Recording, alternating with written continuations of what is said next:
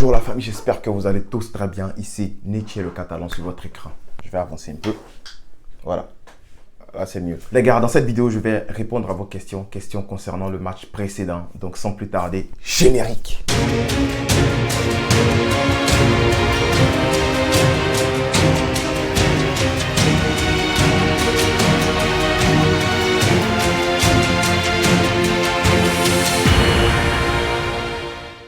On commence avec C114-20 qui me dit « Nietzsche, s'il vous plaît, réponds-moi. » Voilà, je te réponds.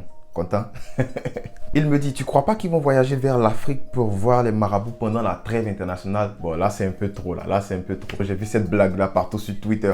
Non, on va pas en arriver là. En fait, les gars, je pense qu'il y aura beaucoup de questions par rapport aux blessés. Mais je vais répondre à cette première-là. En fait, je pense que là, tu parles des blessés. Si tu parles des blessés, je te dis direct, le staff médical, la préparation physique, le mental des joueurs, tout ça, c'est à revoir. C'est à revoir parce que franchement, tous ces blessés-là, c'est impossible à concevoir. Voilà. Donc voilà, je pense qu'il faut revoir tout ça. Au lieu d'aller voir les marabouts, là, il faut revoir tout ça au sein du club d'abord. Gladstone Elec, si je ne me trompe pas, il dit « Salut, que penses-tu de la mentalité de nos joueurs ?» J'en ai parlé, les gars, j'ai dit que la mentalité de nos joueurs, c'est difficile. Ouais, c'est difficile à concevoir. C'est comme si c'était des petites filles qui jouent au foot, en fait. Des petites filles de 15 ans. Vous savez, j'ai déjà entraîné des gosses quand je jouais dans mon club auparavant, je crois, il y a 2-3 ans de cela. J'ai déjà entraîné des enfants de 11 ans. Et voilà, c'est comme ça qu'ils sont. Quand ils prennent un but, ils sont découragés sur le terrain. Voilà, non, on va perdre le match. On a encore perdu des matchs. C'est cette même mentalité-là que le Barça a montré après un but seulement. Après le but de Celta Vigo, ils avaient déjà peur. Ils tremblaient déjà. Franchement, la mentalité que les gars ont eue, c'est la mentalité des gosses de 11 ans. Voilà. Steve Hill qui me dit, est-ce que Busquets est fait pour être capitaine dans cette équipe-là? Il dit zéro mental, zéro charisme. Les gars, je vais déposer le téléphone. Dites-moi quelque chose. Vous avez déjà vu un capitaine qui oublie le brassard au vestiaire à la mi-temps? J'attends. Ces petits détails-là, ça compte. Ça montre à quel point le capitaine est focus sur le match, à quel point le capitaine, il est réglo, à quel point le capitaine, il respecte son club, il aime son club. Et franchement, Busquets a chuté dans mon estime. Voilà, frérot, tu peux pas me dire que tu vas oublier ton brassard dans les vestiaires. Busquets a oublié son brassard à la mi-temps dans les vestiaires. Mon capitaine a oublié son brassard à la mi-temps dans les vestiaires. Non, ça passe pas dans ma tête. Voilà, déjà là, ça envoie un gros signal d'alerte. Et puis comme tu l'as dit, mentalité de Busquets, franchement, après le premier but là, il faisait partie des premiers à baisser la tête. J'ai pas vu Busquets relever l'équipe. Voilà, ça prend un gars comme Ruben Diaz dans cette équipe-là. Un gars qui va booster le mental des gars. Parce que franchement, et c'est pas que Busquets, mais comme tu me parles de capitaine, je vais te parler du capitaine. Busquets, il n'a pas de charisme. Ça, on le sait. Il n'a pas de mental. Ça aussi, voilà, on le sait maintenant. Mais il y a un autre type de capitaine qui parle pas beaucoup. Ils sont calmes, mais tu les vois pas baisser la tête, bien baisser les bras facilement. Busquets, je pensais qu'il était un gars, voilà, dans cette trempe-là, qui ne parle pas beaucoup, mais qui a vraiment du cœur. Mais franchement, la tête que j'ai vue là, à 3-1, c'est comme si on perdait déjà 6-0. Voilà, Busquets, zéro mental, zéro charisme. Pour moi, c'est pas un bon capitaine. Je le dis et j'assume. Alors là, c'est Pierre Cox qui dit « Comment est-ce qu'on peut perdre tous nos moyens en une seule mi-temps » Frérot, franchement, il y a plein de choses. Il y a plein de choses. Déjà, je vais vous dire, on avait déjà dit tactiquement parlant, Sergi Barwan, on n'en parle pas, on le met de côté. Voilà, un coach intérimaire, c'est pas un vrai coach.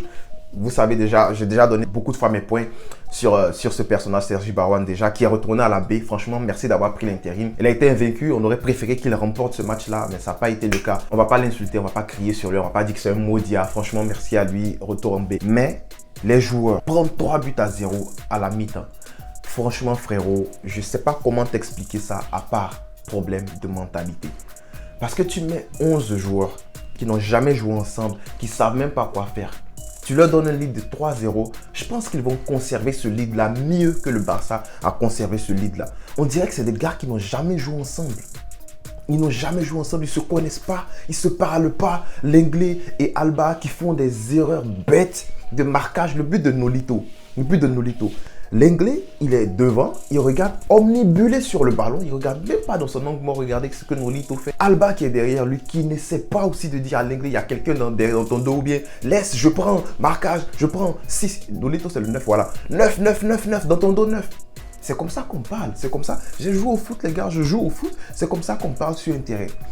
Tu as quelqu'un dans ton dos ou bien ton coéquipier a quelqu'un dans son dos. Tu lui dis 6 à ta gauche, 6 à ta gauche. Il va regarder, il va voir le numéro 6. C'est tout. Hassan Bebeto qui me demande est-ce que Ter Stegen a besoin d'un concurrent. J'ai l'impression que toi, tu me follow sur Twitter. En tout cas, pour ceux qui ne me suivent pas encore sur Twitter, je vais afficher mon Twitter quelque part.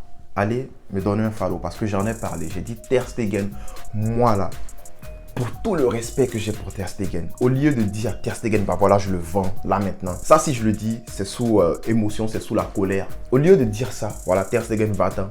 Par respect pour lui, le traitement que je peux lui accorder, c'était de lui rapporter un concurrent. Voilà. Ça, c'est par respect pour lui. Parce que franchement, on se dit la vérité, il n'est pas au niveau. Voilà, il n'est plus au niveau. Il a sorti un beau match contre Kiev et après, il a disparu. C'est comme ça que Ter Stegen, c'est comme ça. Et je l'ai dit sur Twitter, j'ai discuté avec quelqu'un qui me disait non, mais Ter Stegen, on ne peut pas lui ramener un concurrent qui va accepter tout, voilà. Il y a aussi d'autres qui m'ont dit non, mais Ter Stegen est bon, blablabla. Arrêtez de dire ça, arrêtez avec le sentiment, les sentiments de Ter Stegen. Moi aussi, j'adore Ter Stegen, mais je préfère mon club, je préfère ce Barça-là. Je préfère le Camp Nou que Ter Stegen. Voilà.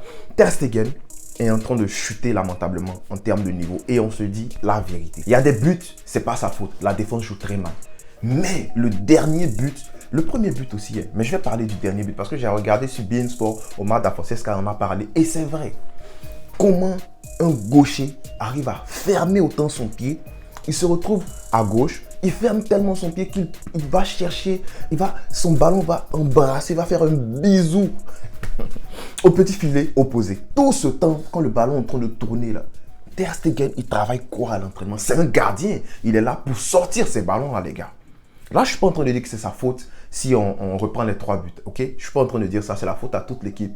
Donc, Ter Stegen, il a sa part de responsabilité. Je vais répondre à Roméo Bios qui me demande est-ce que je pense que Riqui Puig a fait une bonne entrée. Riqui Puig, si tu prends juste la valeur ajoutée, ce qu'il a apporté à ce match-là, dans son intégralité, en toute franchise, en toute honnêteté, il n'a pas fait une bonne entrée. Voilà, si je prends tout le match. Mais, prenons le contexte aussi. Voilà, Riqui, moi je préfère aborder certains sujets de façon objective, de façon contre-intuitive avec vous. Voilà, je ne suis pas le gars qui va venir sous émotion, dire « Ah, il vaut rien ». Non. Je réfléchis toujours. Voilà, vous me connaissez, Coutinho, j'ai pris mon temps avant de commencer à dire qu'il fait la merde. Je l'ai dit dans la vidéo précédente. Riqui Puig entre déjà dans une ambiance où la mentalité est déjà down. 1. De 2, on parle d'un joueur qui n'a pas joué depuis très longtemps. Il joue quoi? 10 minutes, souvent il s'échauffe, il ne joue même pas. Ça fait 2.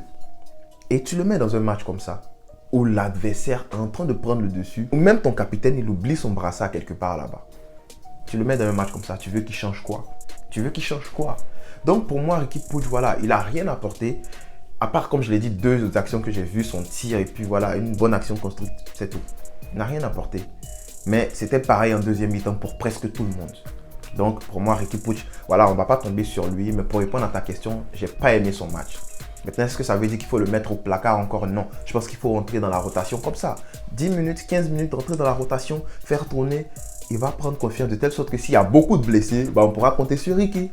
Il y a plein d'entre vous qui m'ont posé des questions sur le médecin, les médecins du Barça. Franchement, et puis tout le monde le voit. Voilà les gars, tous des problèmes musculaires. Tous les blessés actuellement, la plupart, ce sont des problèmes musculaires. Près de 10 blessures. Voilà. Et j'ai même vu un 11 qui a circulé là. Un 11 de blessés au Barça. Franchement, non, mais ça fait honte, quoi. Parce que c'est pas des blessures, genre, on se dit, voilà, ce sont des blessures, c'est la malchance et tout. On commence à comprendre Dembélé. Le pauvre qui se blessait, on lui tombait là-dessus. Oh, Dembélé, blessure. Mais regardez, tout le monde est blessé maintenant. Tout le monde est blessé. C'est quoi? C'est la malchance? Non, c'est pas la malchance parce que plein de blessures musculaires. Il y a le petit Nico Gonzalez qui sort à la 60e minute parce qu'il dit qu'il n'a plus de souffle. Les gars ne travaillent pas à l'entraînement, ils jouent, ils font quoi à l'entraînement? Ils rigolent. Mamado 4561 qui me demande Nietzsche, est-ce que Xavi va réussir au FC Barcelone? Je pense que ça prend vraiment une autre vidéo. On va parler de ça pendant la trêve internationale. Voilà, parce qu'on aura le temps. On va en parler lors de la trêve internationale. Est-ce que Xavi va réussir au Barça? Mais franchement, spoiler, alerte, oui. Mais je vais en parler pendant la trêve. Alors les gars, c'est tout pour aujourd'hui. Je pense que la vidéo sera beaucoup trop longue. Cette fois-ci, j'ai beaucoup parlé. Mais bon, souvent ça m'arrive, je fais des vidéos de 22 minutes. Et puis j'édite jusqu'à ce que ça tombe à 10 minutes. Franchement, souvent, je pense que voilà, lors de la trêve, là, on va faire des lives, on va discuter, on va parler. Je vais streamer en train de jouer à FIFA et puis on va discuter. Parce qu'à cette année-là, franchement les gars, il y a beaucoup de choses à dire. Merci d'avoir regardé la vidéo les gars. Si vous avez aimé, on n'oublie pas de mettre un pouce bleu et puis abonnez-vous. On est en train de partir vers les 20 000 et puis c'est grâce à vous les gars. Pour ceux qui ne me suivent pas encore sur Instagram, allez me suivre sur Instagram, je vais afficher mon Instagram sur l'écran et le lien est dans la description. Merci à tous, on garde le sourire. Visca El Barça. Nietzsche le catalan, Nietzsche le catalan, Nietzsche le catalan, Nietzsche le catalan, Nietzsche le catalan, je répète, Nietzsche le catalan, Nietzsche le catalan, je répète.